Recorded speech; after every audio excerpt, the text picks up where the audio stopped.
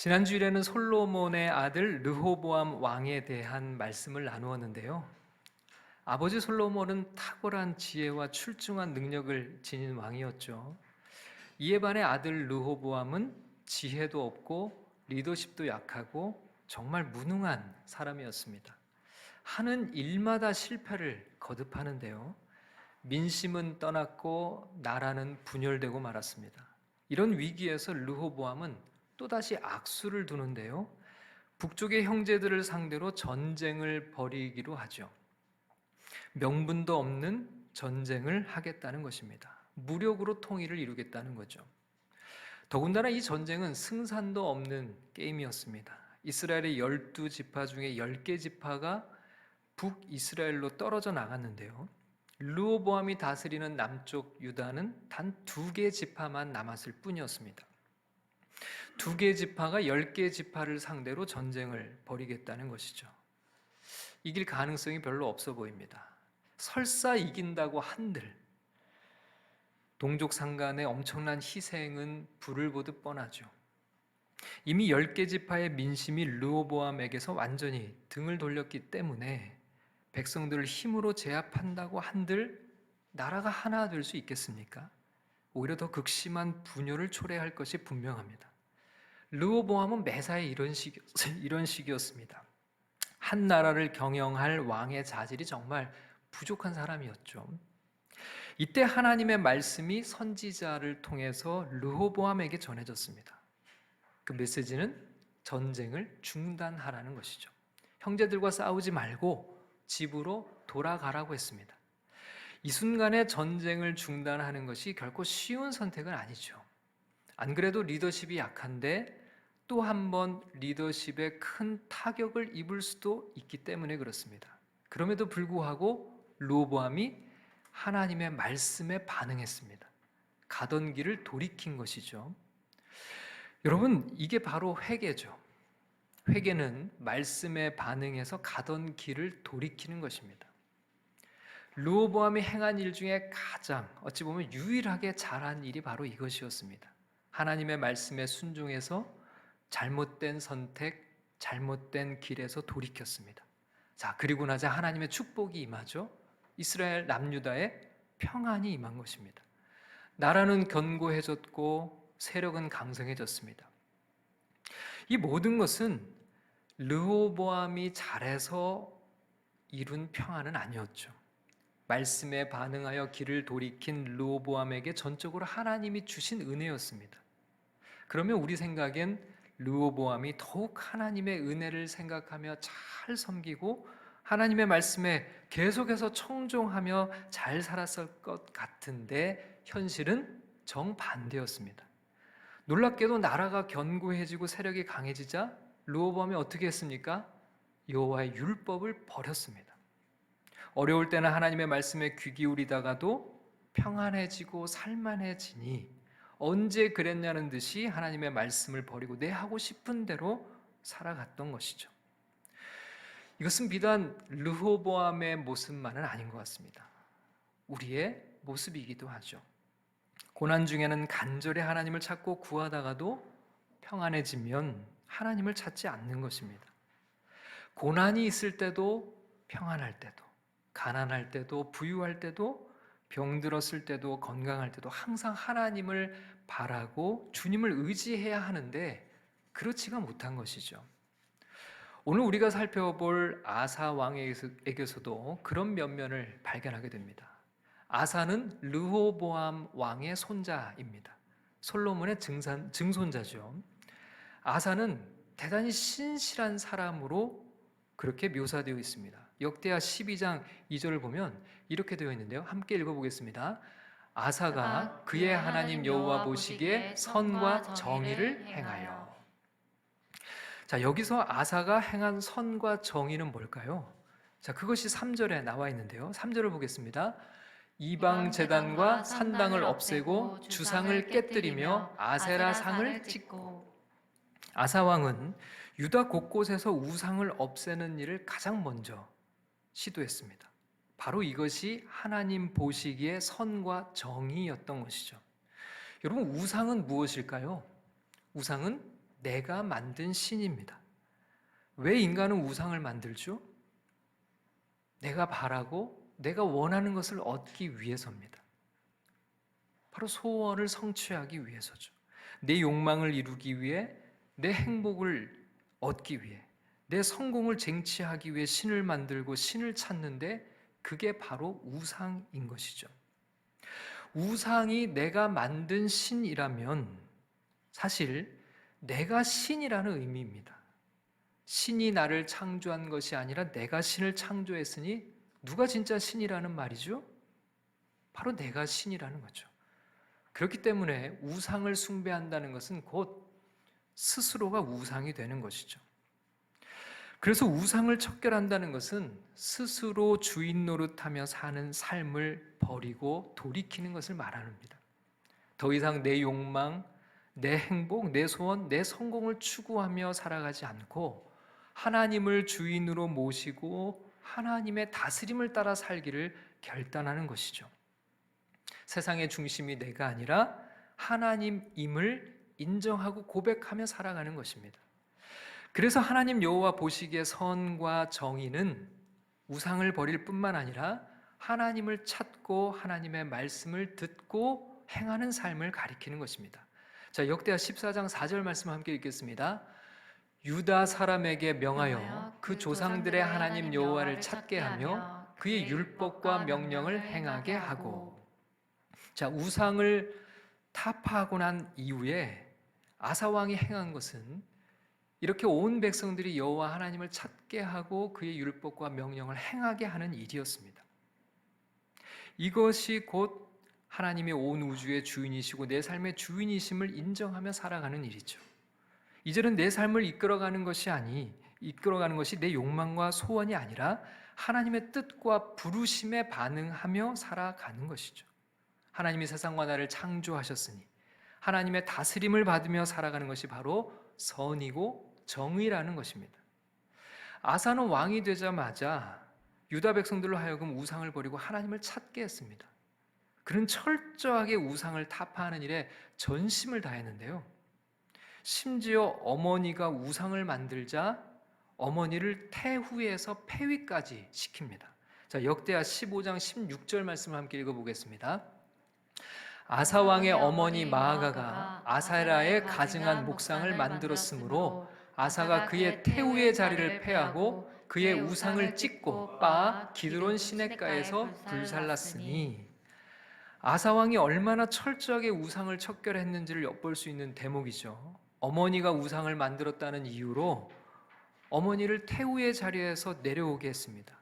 그리고 어머니가 만든 우상을 찍어서 가루를 내어 불살랐으니 온 백성들이 왕의 본을 받아 철저하게 우상을 버릴 수 있게 한 것이죠.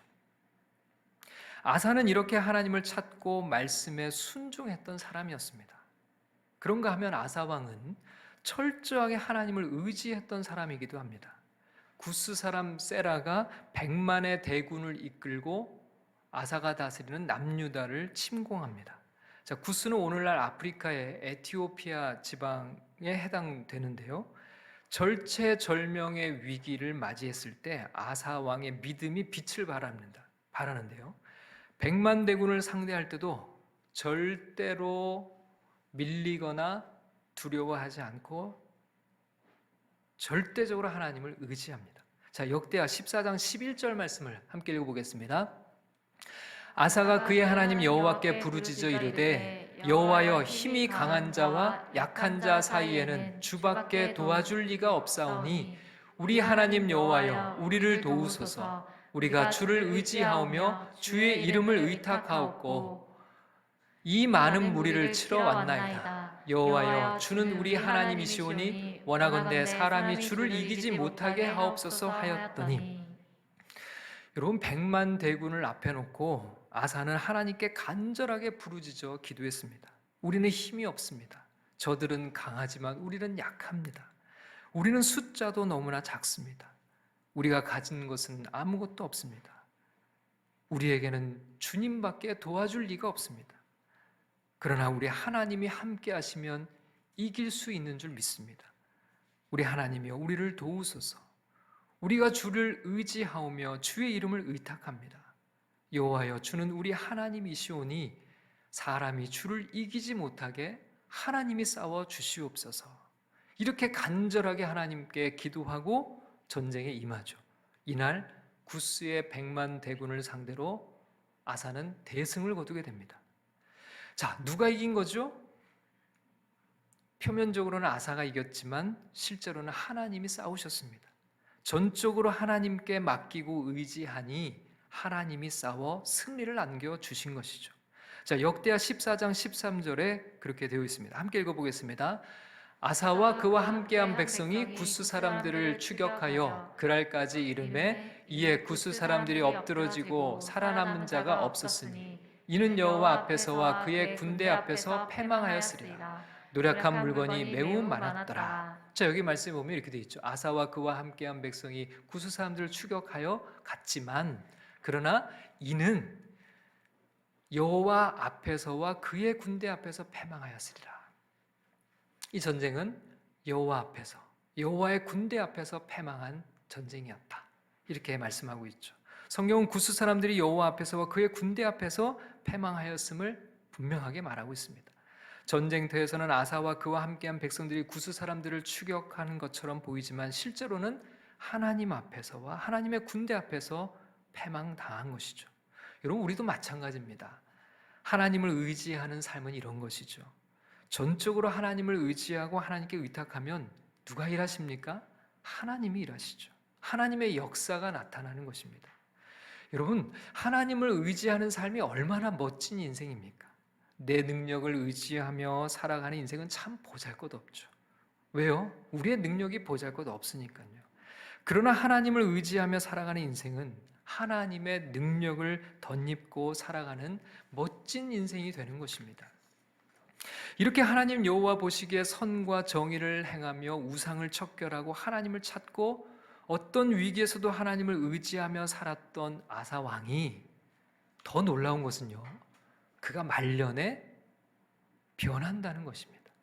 자, 오늘 본문입니다. 7절 말씀을 다 함께 읽어보겠습니다. 그때에 선견자 하나니가 유다 왕 아사에게 나와서 그에게 이르되 왕이 아람 왕을 의지하고 왕의 하나님 여호와를 의지하지 아니하였으므로 아람 왕의 군대가 왕의 손에서 벗어났나이다. 여러분, 구스의 대구를 상대로 대승을 거두었을 때로부터 한 20여 년의 시간이 지난 때입니다. 자, 20여 년의 시간이 지나고 나서 대체 무슨 일이 일어난 걸까요? 그토록 진실하게 하나님을 의지했던 아사왕 아닙니까? 그런데 이번에는 선견자 하나니를 통해서 하나님이 말씀하시기를 왕이 아람 왕을 의지하고 왕의 하나님 여호와를 의지하지 아니하였다고 책망을 하고 있습니다. 무엇 때문에 하나님께서 이렇게 말씀하셨을까요? 자, 아사왕 제36년에 북이스라엘 왕 바아사가 유다를 치러 왔습니다. 베냐민 땅에 있는 라마라는 곳을 바아사가 차지하는데요. 그리고 이곳에 요새를 건축합니다. 이곳은 남유다의 수도 예루살렘에서 불과 약 10km 정도밖에 떨어지지 않은 전략적 요충지였습니다. 이곳을 차단하면 남유다와 북이스라엘의 왕래가 다 막히는 교통의 요지이기도 했습니다. 자, 이전에 아사라면 어떻게 했을까요? 하나님 앞에 엎드렸겠죠. 하나님의 도우심을 간절하게 구하고 하나님을 의지하면서 하나님께 기도하며 이 문제를 돌파했을 것입니다. 그런데요, 그렇게 구스의 대군을 기도로 이겼던 아사가 20년이 지나서 기도를 하지 않아요.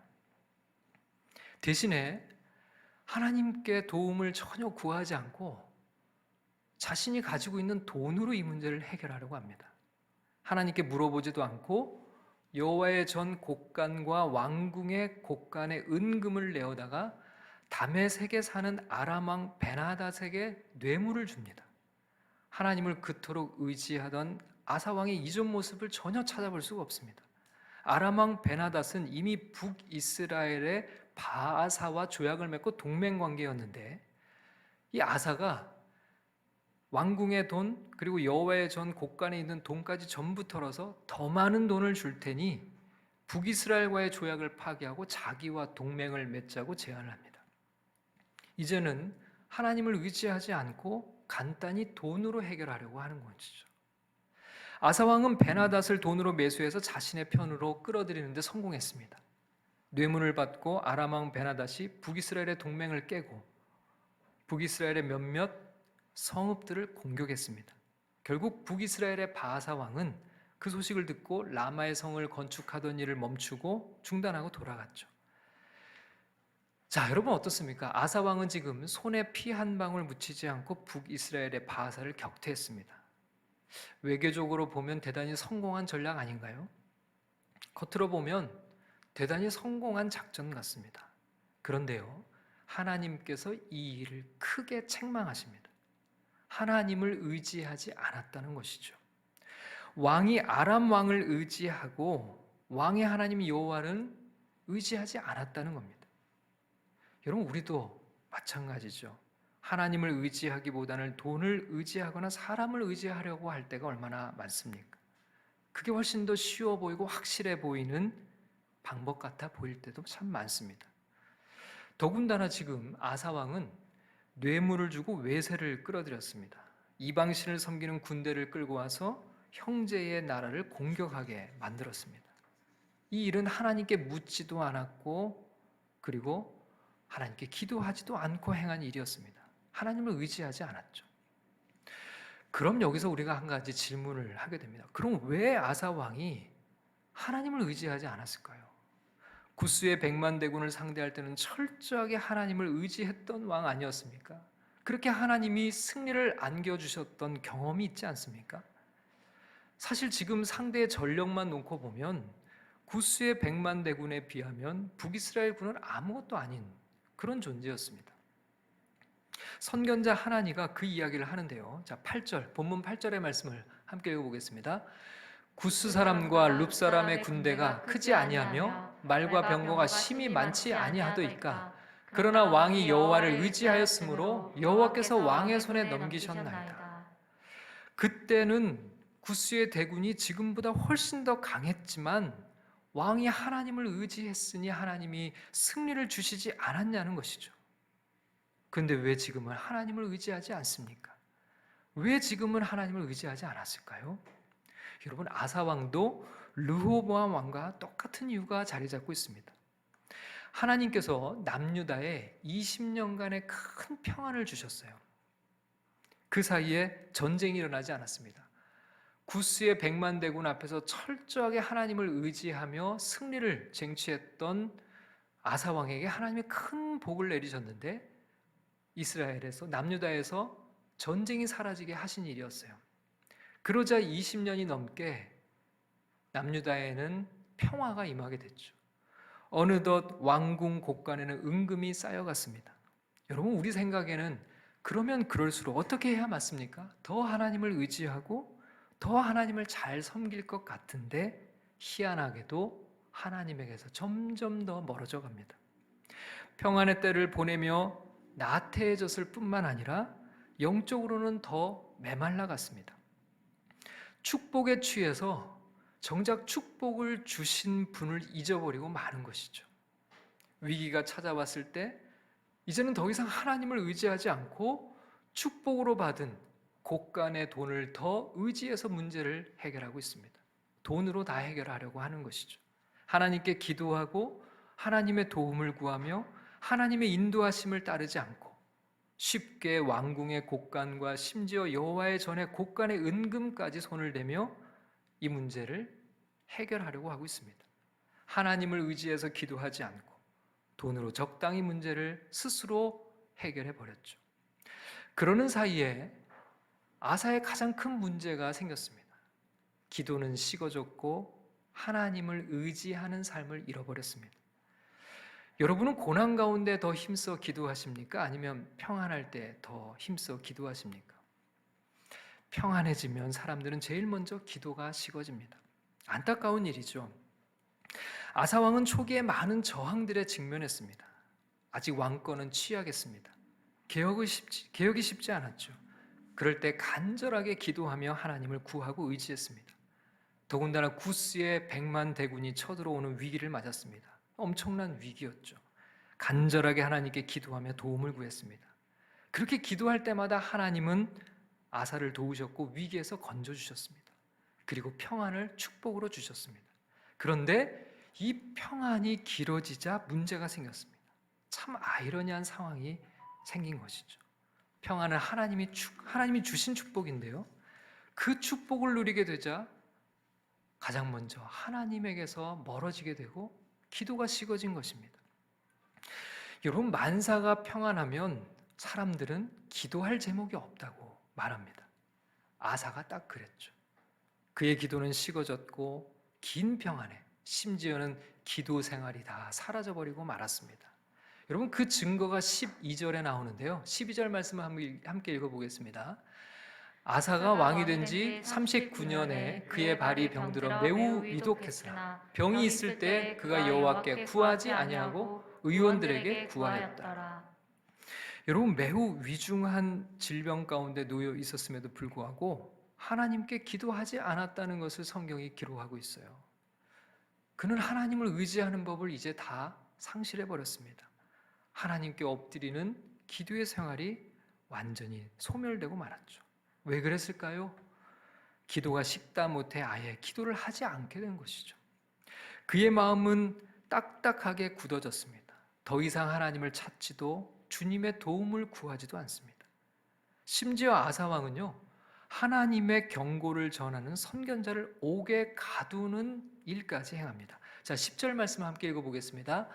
아사가 노하여 선견자를 옥에 가두었으니 이는 그의 말에 크게 노하였습니다. 그때에 아사가 또 백성 중에서 몇 사람을 학대하였다. 여러분, 우상을 척결하기 위해서 어머니까지 폐위시켰던 아사왕 아니었습니까?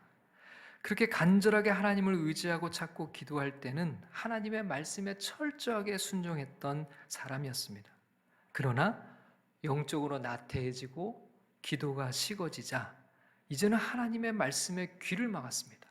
하나님의 말씀을 전하는 선견자에게 크게 노하였다고 얘기를 하죠. 여러분, 그러면 이것은 누구에게 화를 내는 걸까요? 하나님의 말씀을 전하는 선견자는 메신저일 뿐이죠. 메신저에게 화를 낸다는 것은 곧 그 말씀을 주신 하나님께 화를 내는 것이고, 메신저를 가두었다는 얘기는 결국 하나님을 옥에 가두려는 그런 일을 지금 범하고 있는 것과 마찬가지죠. 영적으로 강팍해지자 결국 백성들을 학대까지 하게 됩니다. 여러분, 이렇게 은혜에서 멀어지면 이렇게 변하고 맙니다. 우리가 늘 깨어 주님을 의지하지 않으면 위험한 이유가 바로 여기 있죠. 항상 하나님을 바라고 찾지 않으면 우리의 마음이 이렇게 딱딱해져 버리고 맙니다. 말씀과 기도, 예배와 은혜로 우리의 마음을 기경하지 않으면 우리의 마음은 굳어져서 말씀의 씨앗이 뿌리내릴 수 없는 길가와 같은 밭이 되고 말죠. 여러분, 말씀과 기도를 우리가 늘 붙들어야 하는 이유가 여기 있습니다. 고난 중에도 기도해야 하지만 평안할 때 더욱 힘써 기도해야 합니다. 자, 9절 상반절의 말씀을 함께 읽어보겠습니다. 여호와의 눈은 온 땅을 두루 감찰하사 전심으로 자기에게 향하는 자들을 위하여 능력을 베푸시나니. 네, 여기까지입니다. 전심으로 하나님을 찾고 구하는 이들, 온 마음으로 하나님께 기도하는 자들에게 하나님은 무엇을 베푸신다고 하시죠? 능력을 베푸신다고요. 왜 능력을 베푸실까요? 사실은 그렇게 하나님을 찾는 자들을 하나님은 기뻐하시기 때문이죠. 하나님은 하나님을 의지하는 자들을 너무나 기뻐하십니다. 아무리 잘난 사람도 제 힘을 의지해서 살아가느라 하나님을 의지하지 않고 외면한다면 하나님은 그들을 결코 기뻐하지 않으십니다. 그러나 언제나 하나님을 의지하는 삶은 하나님이 가장 기뻐하시는 삶이요, 가장 복된 인생이 아닐 수 없죠. 그래서 하나님이 그 능력을 베푸시고 도우시는 것입니다. 부유하고 건강하고 만사가 형통해서, 그래서 하나님을 의지하지 않고 자신의 돈과 힘을 의지하며 산다면 그것은 축복이 아니라 무서운 재앙이 아닐 수 없습니다. 그러나 가난하고 병들고 힘들어도, 그래서 하나님을 찾고 구하며 기도한다면 그 인생이야말로 진짜 복된 인생이 아닐 수 없죠. 그렇게 하나님을 구하고 의지하고 하나님을 기쁘시게 섬기고 주님을 만나기 때문에 그런 것이죠.